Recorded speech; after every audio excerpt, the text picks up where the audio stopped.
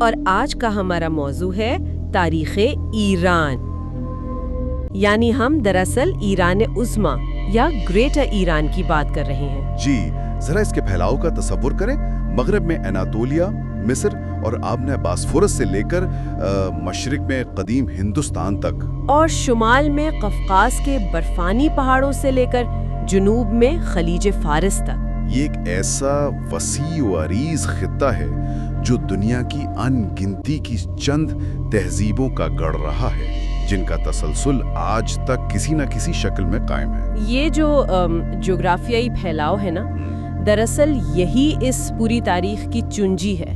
اگر ہم اس خطے کو محض زمین کا ایک ٹکڑا سمجھیں گے تو ہم تاریخ کے ساتھ انصاف نہیں کر پائیں گے۔ صحیح۔ یہ ایک ایسا چوراہا تھا، ایک قدرتی پل تھا، جہاں سے دنیا بھر کی ثقافتیں، ہجرت کرنے والے قبائل اور تاجر گزرتے تھے، اور عظیم الشان لشکر بھی۔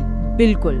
اس وسیع خطے کا جغرافیہ ایسا تھا کہ اس نے لوگوں کو یہاں رکنے، بسنے اور تہذیبوں کی بنیاد رکھنے پر مجبور کیا۔ تو چلیں اس کی تہیں کھولتے ہیں اور شروعات وہیں سے کرتے ہیں جو چیز ان نوٹس میں سب سے زیادہ چونکا دینے والی ہے۔ جی، خراسان والا حصہ؟ ہاں، خراسان میں ایک دریا ہے کشف رود، اس کے بستر کے قریب سے پتھر کے کچھ اوزار ملے ہیں جو ثابت کرتے ہیں کہ یہاں انسان 8 لاکھ سال قبل بھی موجود تھا۔ 8 لاکھ سال؟ یہ واقعی حیران کن ہے۔ اب رکیے، 8 لاکھ سال، یہ تو اتنا پرانا وقت ہے کہ اس وقت شاید ہومو سیپینس یعنی جدید انسان کی وہ شکل ہی زمین پر موجود نہیں تھی جسے ہم آج جانتے ہیں۔ بالکل، ہم جدید انسان کی بات نہیں کر رہے، بلکہ ان کے بہت ابتدائی اجداد کی بات کر رہے ہیں۔ یعنی کوئی انتہائی ابتدائی انسانی نسل جو ابھی ارتقاء کے مراحل میں تھی۔ جی ہاں، اور یہیں پر اس جغرافی کی اہمیت پوری طرح کھل کر سامنے آتی ہے۔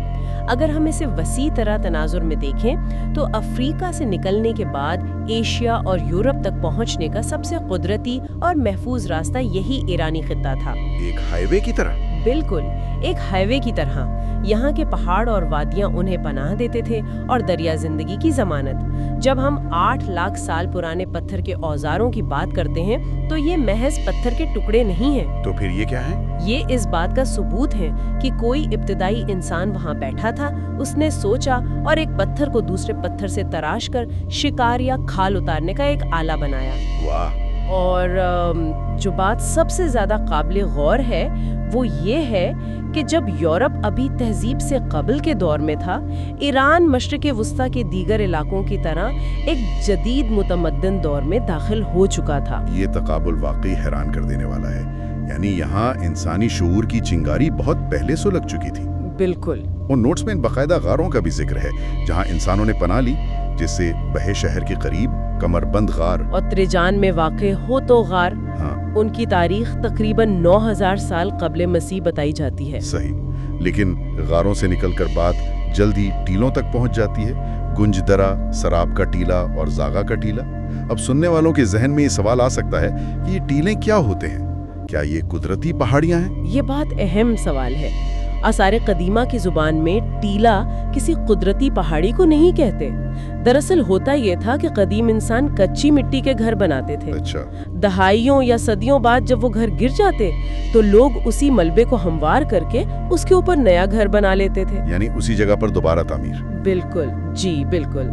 اور سینکڑوں سال کے اس مسلسل عمل کے نتیجے میں پوری کی پوری بستیاں زمین سے کئی میٹر اوپر اٹھ جاتی اور ایک پہاڑی یا ٹیلے کی شکل اختیار کر لیتی۔ تو آج جب ماہرین کھدائی کرتے ہیں تو وہ دراصل تاریخ کی تہیں کھول رہے ہوتے ہیں۔ ہاں، نیچے کی تہ ہزاروں سال پرانی اور اوپر کی تہ قدرے نہیں۔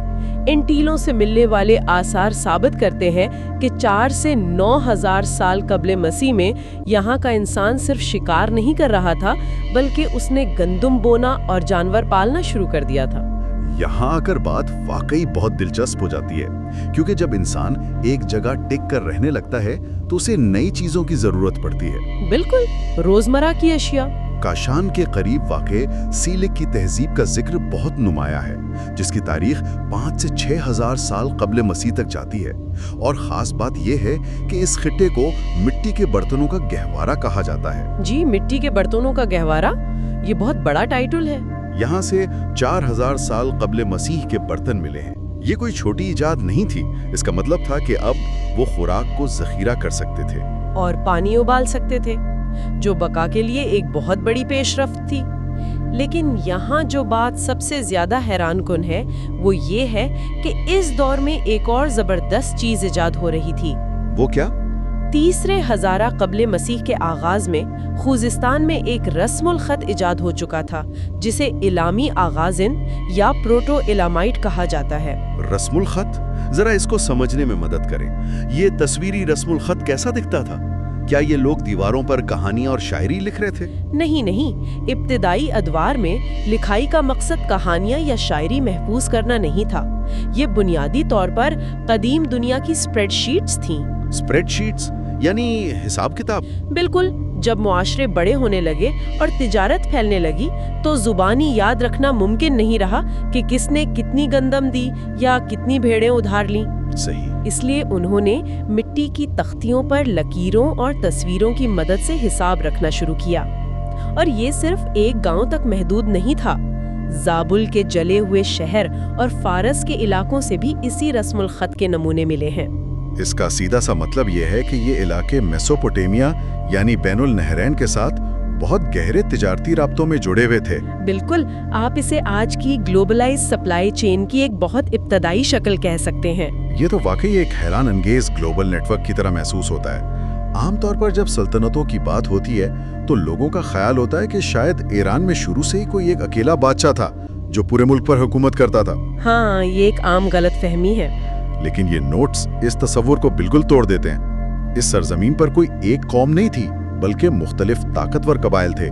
मिसाल के तौर पर इलामी कौम। इलामी सल्तनत बहुत वसी थी। जरा उनकी सल्तनत का नक्शा जहन में लाएं, जो शुश और दरियाए कारून के तास पर मुहित थी, और उन्होंने मेसोपोटामिया की बड़ी ताकतों यानी सुमेरियों और आकदियों का डटकर मुकाबला किया। इलामियों की तारीख दरअसल मुसलसल मुजाहमत की तारीख है। उनका इलाका मेसोपोटामिया के जरखेज मैदानों के बिल्कुल करीब था, तो वसाइल पर कब्जे के लिए मुसलसल झड़पें होती रहती हैं। यानी पानी और जरखेज जमीन की जंग। जी, उन्होंने अपनी एक इंतहाई मुनज़्ज़म फौजी हुकूमत कायम कर रखी थी ताकि जवाबी वार कर सकें। लेकिन तारीख के इस पेचीदा बिसात पर सिर्फ इलामी ही नहीं थे, और भी लोग थे। अगर हम मुतवाज़न पहलू सामने लाएं तो जाग्रोस और लुर्स्तान के पहाड़ों से निकलने वाली एक और कौम का जिक्र नामुमकिन है, और वो है कासी। हाँ, कासी कौम। इनके बारे में नोट्स में एक ऐसी बात लिखी है जो किसी को भी हैरान कर सकती है। उन्होंने 16वीं सदी कब्ले मसीह में बाबुल जैसी अजीम सल्तनत पर कब्जा किया और तकरीबन 1155 कब्ले मसीह तक वहाँ हुकूमत की। मतलब 400 साल से ज्यादा। ये तो तारीख के उन मेहमानों की तरह हो गया जिन्हें कोई घर से निकाल ही नहीं सका। बाबल जैसी जगह पर इन पहाड़ी कबाइल का इतने तवील अरसे तक राज करना कैसे मुमकिन हुआ? कासियों का बाबल पर ये कब्जा बाबल की तारीख की तवील तरीन गैर मुल्की हुक्मरानी है। उनकी कामयाबी का राज ये था कि उन्होंने बाबल की सकाफत को तबाह नहीं किया, बल्कि खुद को उसमें ढाल लिया। वाह, एक स्मार्ट सियासी चाल। बिल्कुल, और इसके साथ साथ उन्होंने अपनी अस्करी और हिरनमंदी की बर्तरी भी कायम रखी। लुरिस्तान के तांबे के मशहूर हुनर का तस्करा भी मिलता है। वो जो घोड़ों की लगामें और खंजर मिले हैं? जी हाँ, इंतहाई पेचीदा मुजस्समे और तांबे का काम इन्हीं कासियों की महारत का सबूत है। इनके अलावा लुलूबी कौम का तस्करा भी मिलता है। लुलूबी बादशाह उनुबीनी का वो पुलजहाब पर कुतबा? बिल्कुल, वो कुतबा आज भी चट्टानों पर कुंदा है, जो उनकी ताकत का इजहार है। और फिर गौती कौम थी, जिन्होंने भी बाबल पर कब्जे किए थे। ये खिता दरअसल एक बिसात था जिस पर मुख्तलिफ ताकतें अपने मोहरे चल रही थी। तो इस सब का असल मतलब क्या है? एक तरफ हमने गार नशीन देखे, फिर मिट्टी के बर्तन बनाने वाले शहरी, और फिर बाबुल को फतह करने वाले जंगजू। और फिर तारीख एक और जबरदस्त मोड़ लेती है, और ये मोड़ है आरियाई कबाइल की हिजरत। दिलचस्प बात यह है कि जो नाम आज हम इस्तेमाल करते हैं यानी ईरान, वो दरअसल उसी आरियाई कौम की निस्बत से निकला है। बिल्कुल, कदीम किताबों में इसे ईरान वेज कहा गया है, जिसका मतलब है आरियाइयों की सरजमीन। ये वो दौर था जब लोहे का दौर शुरू हो चुका था। 800 से 1000 साल कब्ल मसीह के दरमियान इन आर्याई मुहाजिरीन ने यहाँ कदम रखा, चाहे वो वस्ती एशिया के मैदानों से आए हों या कफकाज के रास्ते। इनमें मादा यानी मेदीज और पार्स यानी पर्शियन कबाइल शामिल थे, जिन्होंने मगरबी तरफ बढ़ना शुरू किया। इस हिजरत की वजह से पैदा होने वाले जोग्राफियाई तनाज़ुआत को देखना बहुत ज़रूरी है। इससे एक अहम सवाल जन्म लेता है। क्या सवाल? जब ये घुड़सवार और लोहे के हथियारों से लेस कबाइल मगरिब की तरफ बढ़े तो उनका सामना उस वक्त की सुपर पावर से हुआ। किसी ने उनके लिए सुर्ख कालीन तो नहीं बिछाया होगा। जाहिर है उनका टकराव आशूरियों और उरारतू की हुकूमतों से हुआ। आशूरी तो अपने दौर की सबसे बड़ी फौजी ताकत थे। आशूरियों को इन नए आर्याई कबाइल से शदीद खतरा महसूस होने लगा। 9वीं और 8वीं सदी कब्ले मसीह में आशूरी बादशाहों ने मादियों पर चढ़ाई शुरू कर दी। जैसे तिग्लित पिल्सर सोम की मुहिमात। जी, उन्होंने मादियों की पेशकदमी को सख्ती से कुचलने के लिए बाकायदा लश्कर कशी की। ये बाकायदा एक सुपर पावर की तरफ से उभरती हुई ताकतों को दबाने की कोशिश थी। आशूरी लश्कर मादियों के इलाके में बहुत गहराई तक दाखिल हो गए थे। नोट्स में लिखा है कि उनका कब्जा अलवन पहाड़ तक फैल चुका था, जिसे उस जमाने में बैकनी कहा जाता था। ये ऐसा ही है जैसे आज की कोई बड़ी ताकत किसी नए मुल्क को चारों तरफ से घेर ले। लेकिन आशूरियों की ये चढ़ाइयाँ दरअसल इस बात का एतराफ थीं कि माद कबाइल अब एक बड़ी ताकत बन चुके हैं, यानी उन्हें नजरअंदाज नहीं किया जा सकता था। बिल्कुल। आशूरियों और इन नए कबाइल के दरमियान होने वाले इस टकराव ने मुकामी आबादियों को मुत्तहिद होने पर मजबूर किया। इसी दबाव के नतीजे में बाद में वो अजीम उल शान सल्तनतें उभरी। तो अगर हम इस तमाम गुफ्तगू का निचोड़ निकालें तो सवाल ये पैदा होता है कि आज के दौर में सुनने वालों के लिए इस इल्म की अहमियत क्या है। ये एक बहुत बुनियादी सवाल है। ये तारीख हमें बताती है कि इंसानी तहजीबें अलग थलग जजीरों की तरह परवान नहीं चढ़ती। वो हिजरत, सकाफती तबादले और ताकत की कशमकश के जरिए एक दूसरे से जुड़ी होती हैं। बिल्कुल, एक दूसरे पर असरअंदाज होती हैं। 8 लाख साल पुराने पत्थर के औजारों से लेकर आर्याई हिजरत और आशूरियों के हमलों तक ईरान की तारीख महज एक मुल्क की नहीं बल्कि इंसानियत की मुश्तरका विरासत की कहानी है। और इस तफसीली जायजे के इख्तिताम पर एक ऐसा फिक्रंगेज नुक्ता है जिस पर हमने ज्यादा बात तो नहीं की, मगर माखज़ में इसका इशारा मौजूद है। वो क्या? वाक़ई उस कदीम जले हुए शहर यानी शहर सोख्ता के बारे में सोचें, जिसका हमने पहले जिक्र किया था। हाँ, वो जहाँ से रस्मुल खत मिला था। बिल्कुल, वो एक इंतहाई जदीद, हुनरमंद और मुतमद्दिन शहरी बस्ती थी। उनके पास एक पूरा निज़ाम था।